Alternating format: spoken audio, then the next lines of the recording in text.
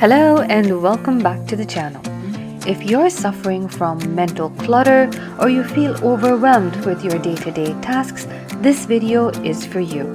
Because today we're going to be discussing one of the most effective tools for organization and personal development, which is the bullet journal method by writer Carol. It not only teaches you how to create an organizing system, but it also hints on how to develop intentional living, weeding out distractions, and focusing your time and energy in pursuit of what's truly meaningful in both your work and your personal life. Now, even though from personal experience, I would highly recommend getting your hands on this book, but it might be that you're living in an area of the world where it's not readily available. In that case, please look up all of the YouTube videos on the subject. There's a plethora of designs and methodologies, and people have their own personal touches. So this video is just going to be my own personal review on how I set up my bullet journal. This is Dr. Atika and welcome to the Controlled Living Experience. When you begin your bullet journal project, you should definitely use whatever materials and supplies you have on hand, because this is your first time trying and you don't know whether or not you're going to get the hang of it or develop an interest in it. Now, since I've been doing it for some time, I prefer using a dotted grid journal because it gives me a lot of room to be creative, drawing lines and doing sketches without having the obtrusive lines in the background. I also prefer a heavier paper weight, anything above 100 grams per square meter, just because I prefer the texture and also that prevents any ghosting or bleeding. The bullet journal I'm setting up today, it already has some predefined and pre-designed pages which are in accordance with the basic bullet journal method. As I flip through the pages, you'll be able to see that initially we have a key, an index, a future log. There are two different kinds of future log themes over here. Please don't feel overwhelmed with the design and the layout from the get-go. As the video progresses and you get to see what is the point and purpose of each of these columns and each of these lists, the whole process is going to become more clear and you'll be able to work with the concept more easily.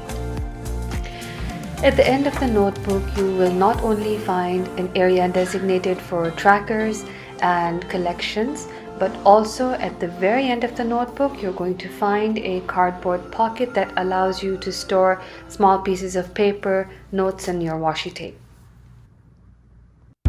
Now, the whole idea of bullet journaling is based on rapid logging. What does that mean? It's a method in which you're going to capture your thoughts as short and objective sentences known as bullets. Now, each bullet has to be paired with a specific symbol that you use to categorize your entry. And why do we do it?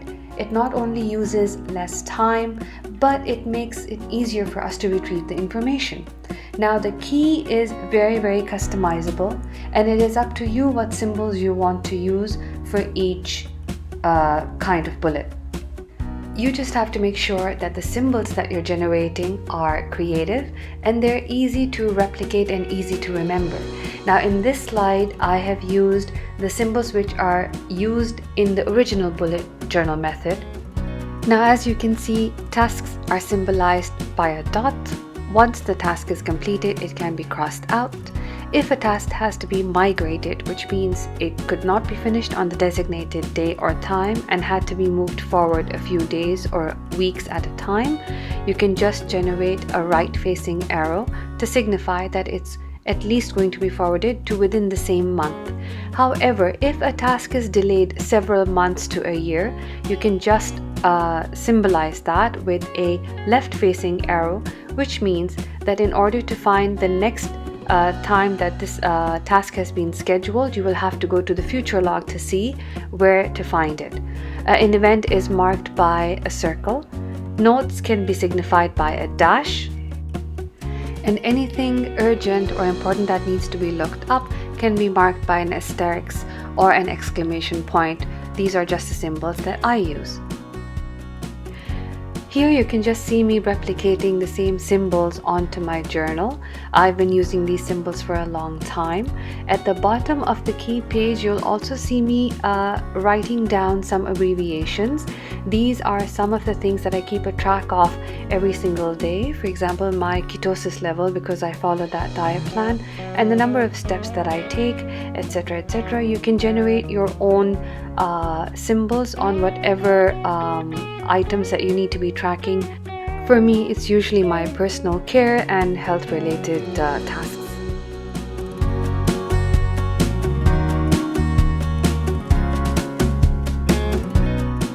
Now let's move on to the second very important part of your bullet journal, which is the index. It provides an easy way to find your thoughts days, months, and years after you note them down in your bullet journal. The main idea behind this is that every single time you create a new entry, start discussing a new topic, or add on to your list, you definitely mention the page number and the topic into your index. Sometimes it may happen that a certain subject or topic needs several discussions and might get extended over weeks or months. Mentioning all of those page numbers into your index makes it easy for you to trace all of the changes and all of the updates related to a certain subject. Now you can see the index page currently in my bullet journal is empty. On the top you can see the preset future log mentioned, followed by the collections and the trackers, which are at the end of the notebook. Now this blank page gives me the liberty to start discussing any topic at any point, and just to mention at what section of the notebook that subject is going to be found. In order to make this a bit more simpler to understand, I'll just show you the index from my bullet journal from the previous years. I think this journal is the one that I set up in December 2019. It's a very simple layout. At the top of the left-sided page, you can see mention of my future log and the following 3 to 4 months where each of my monthly, weeklies, and daily plans were found. At the bottom of the left-sided page, you can see that from page 50 to 91 were my B school projects. I will actually link it up in the description box because I think every entrepreneur should actually go and study it. On the right-hand side, you will see a lot of collections, beginning from my Ramadan prep, which is the fasting month for us, the car repayment schedule, my routine trackers for my weight, my financials, etc. I always make it a point that I note down the things and people to study which I come across randomly. A gratitude journal, of course, is a must to have. It always keeps you very grounded and thankful. I also have a list specifically for people I need to stay in touch with. Usually you run into people and then you kind of lose contact, so I make sure that I write the names and contacts down, especially if I find them really interesting and inspiring. Now this brings us to the next very important section of the bullet journal, which is the future log. Now, when I was designing this area, I chose to use some typewriter based stamps just to keep the design a bit more cohesive. The product details, I will link them in the description box below.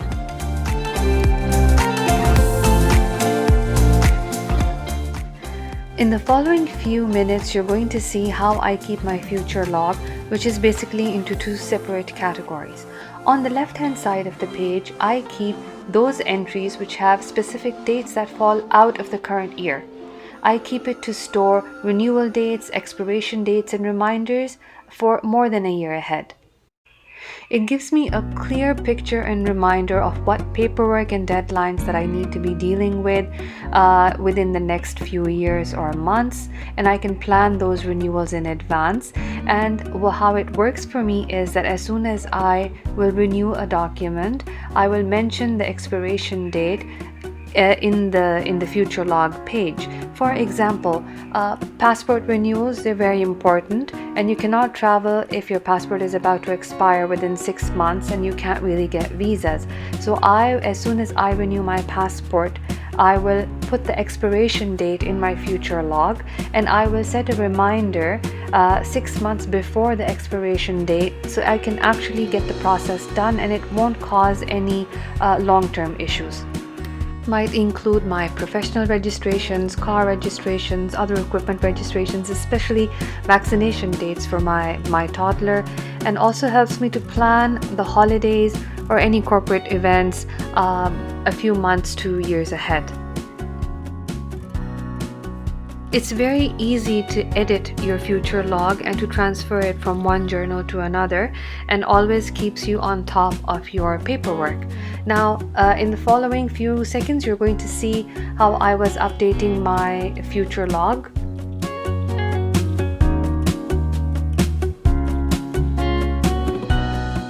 I couldn't record all of the dates and actual details for privacy reasons, but I'm sure you get the gist of it.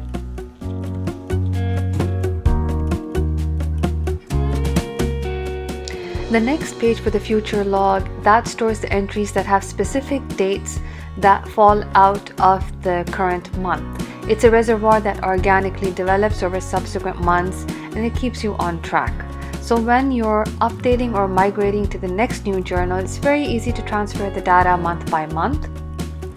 This aids you in planning out your monthly schedules or entries, and at the beginning of each month it gives you a clear indication of what to expect and how to schedule your days around it. It just ensures that you never miss a birthday, a holiday, or a dental appointment.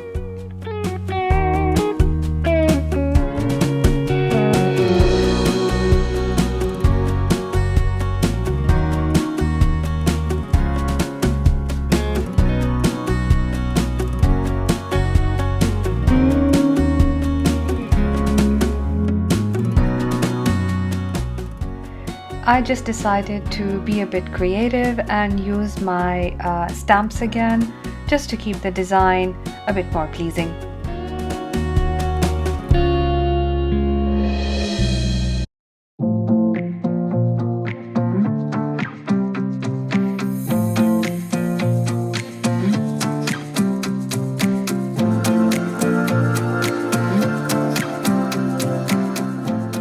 Now it's time to finally plan out the monthly, the weekly, and the daily entries. I start out by marking that this is March 2021. Another thing that I usually do when I start a monthly page is to take some washi tape and to mark out the page, so it's easy for me to flip through the journal and to find the right page. This is particularly helpful in those scenarios where you're using a notebook or a journal which does not have any numbered pages.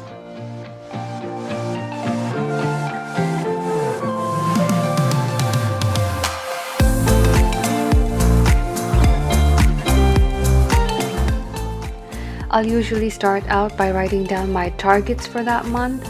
In this case, it's the number of steps that I plan on taking every day, my weight loss target for that month, also what kind of diet I'm planning on getting, what kind of groceries I need to get for that.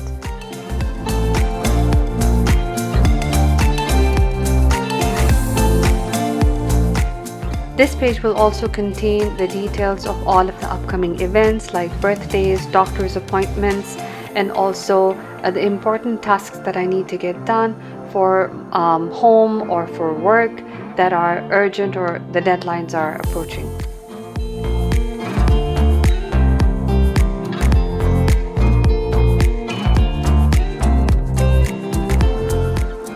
Here I'm going to start designing a usual average daily page. I'm going to be entering a few tasks and events, and then I will give you a demonstration on how to mark them when they're done or they need to be migrated or to be rescheduled.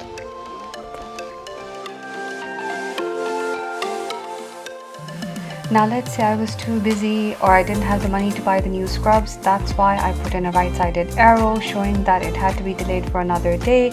A few of the tasks that were completed were crossed out.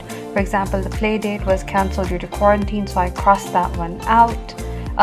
The refill for medication was actually rescheduled because it was postponed for another 2 months. Therefore, I put in a left-sided arrow, which means that it was transferred to my future log. Once my setup is complete, I'm going to go back to my index and show you how to transfer all of that data to my index to make it more accessible. I started documenting my month of March from page 9, so I mentioned that above.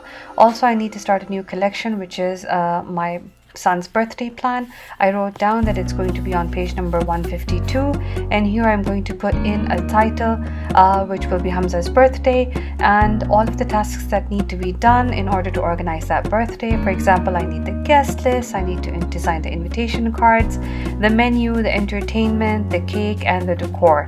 And later on, I'm going to make subcategories of all of these and break it down into the smaller tasks that need to be performed.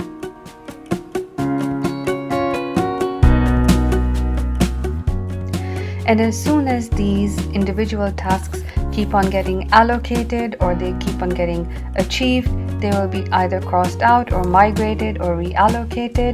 And I've started doing this ahead of time, so I have enough capacity to readjust if and when required.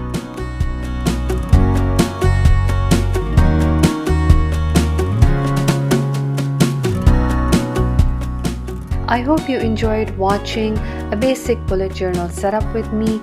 If you haven't already, please do consider subscribing and hit the like button.